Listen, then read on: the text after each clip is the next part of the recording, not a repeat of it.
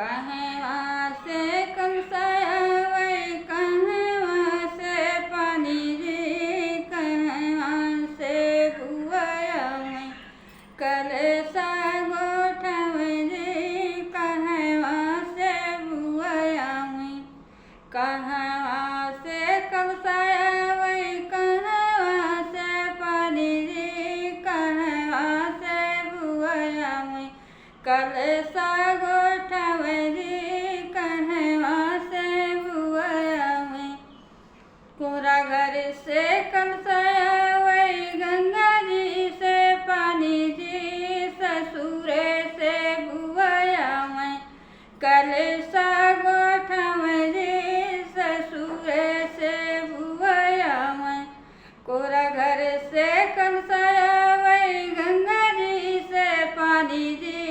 ससुरे से बुआवै कलसा गोठवै रे ससुरे से बुआवै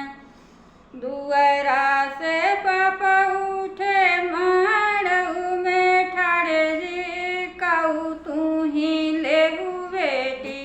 कलसा गोठाई रे कहू तू ही लेबू बेटी कलसा गोठाई रे कहू तू ही लेबू बेटी इतनी वचन सुने बुआ मुँह से काई रे कुछ नाही लेबै पापा कलसा गोठाई रे कुछ नाही लेबै पापा कलसा गोठाई रे बनल रहे भैया अम्मा बनल रहे भतीजा रे भरल रहे मड़वा हमार हो बाबूजी भरल रहे मड़वा हमार हो बाबूजी भरल रहे मड़वा एतनी वचन सुनै बुआ मुँह से काई रे कुछ नाही लेबै पापा कलसा गोठाई रे कुछ नाही लेबै पापा एतनी वचन सुनै भैया मुँह से काने जे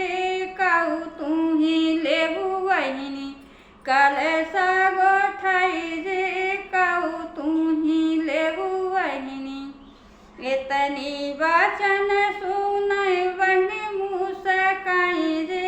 कुछ नाही लेबै भैया कलसा गोठाई रे कुछ नाही लेबै भैया बनल रहे भैया